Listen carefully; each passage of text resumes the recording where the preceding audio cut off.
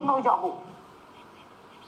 একটা কথা পরিষ্কার, টেন্টেড আনটেন্টেড আমি এখন বলতে যাব না, তার কারণ আমি জানি না, আমার কাছে কোনো লিস্ট আমি সেভাবে পাইনি উইথ এভিডেন্স। যখন ওইটা নিয়ে আমি রিভিউ করবার পর এটা নিয়ে ডিসিশন নিতে পারবো। কারণ আমাদের দেখতে হবে যে টেন্টেড আনটেন্টেড নামে যেটা বলেছে, তাহলে প্রথম থেকে বলা উচিত ছিল যে এদের বাদ দিয়ে দাও, ওদের রেখে দাও, কিন্তু সেটা তো বলেনি, সবটাকে বাতিল করে দিয়েছে গ্রুপ সিডি। আর দুই হচ্ছে যে আমাদের দেখতে হবে যে এভিডেন্সে কি আছে। একটা দেখুন, আইনে হচ্ছে 1000 জন স্কট ফ্রি হতে পারে, প্রিন্সিপাল অফ ল, কিন্তু একজনও ইনোসেন্ট যেন শাস্তি না পায়। এই দিকটা ভেবে আমার যেটা মনে হয় সেটা যেটা তোমরা করতে পারো, আমি এডুকেশন ডিপার্টমেন্টকে এর মধ্যে রাখবো না, কারণ যেহেতু এডুকেশন ডিপার্টমেন্টের বিরুদ্ধে কেসটা চলছে,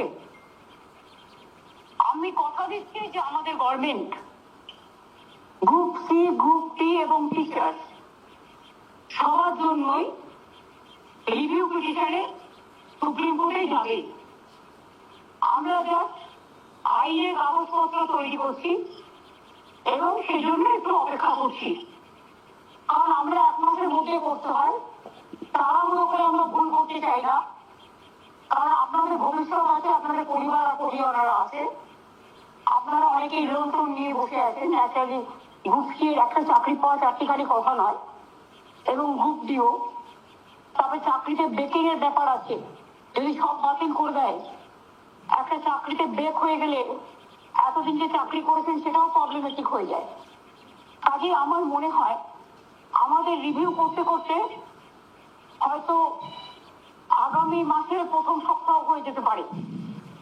সেটা আমরা দেখে নেবো আমরা কবে করবো না করবো, সেটা আইনত যারা আইনজীবীরা আছেন, আমরা সবচেয়ে ভালো ভালো আইনজীবী দেবো, এবং তাদের দিয়ে আমরা তো চাই পুরো লিস্টটাকে তারা আবার নতুন করে তাদের যদি পরীক্ষা দিতে না হয়, যদি কোর্ট মানবিকতার সাথে বিচার করে এতদিন ধরে তারা চাকরি করছেন, চাকরিটা সবার বজায় থাকে, এটা আমরা নিশ্চয়ই চাই।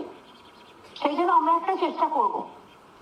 কাজে এখন আমি সেই জন্য আইনের দিকে সম্মান দিয়ে আইন মেনে, আমার মনে হয় ওরা, আমার একটা চিঠি আমি এক্ষুনি পেয়েছি ওদের, ম্যাডাম তোমাকে ওরা কালকেও বলেছিল, এবং আমিও চিঠিটা পড়লাম, যেখানে ওরা একটা লাইভলিহুডের কথা বলেছেন।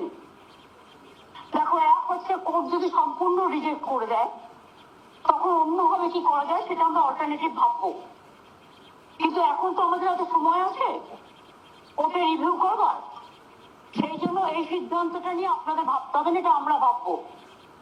এখন আপাতত আপনারা তো কেউ মাইনে পাচ্ছেন না, আপনাদের সংসার কি করে চলবে? এবং সেই জন্য আমি মনে করি যে আমাদের অনেকগুলো সোশ্যাল সিকিউরিটি স্কিম আছে, যেখান থেকে আমরা, যে মানুষরা তার পরিবার চালাতে পারে না, পরিজনদের অসুবিধে হয়, কারো বৃদ্ধা বাবা মা আছে, কারো সংসার আছে, মানবিকতার দিক থেকে ভেবে যেটা আমরা করতে পারি সেটা হচ্ছে, আমি এডুকেশন ডিপার্টমেন্টকে নয়, চিফ সেক্রেটারি, লেবার মিনিস্টার এবং আমাদের যে আইনজীবী যারা আছেন, দেবাঞ্জন মন্ডল সহ, এর সবার সাথে কথা বলি আমরা একটা ওয়ে আউট যেটা বের করেছি। আমরা ডানলপের যে শ্রমিকদের কলকারখানা বন্ধ দীর্ঘদিন ধরে, তাদের কিন্তু আমরা 10,000 টাকা করে এক্সট্রা দিই আজকে দীর্ঘদিন ধরে।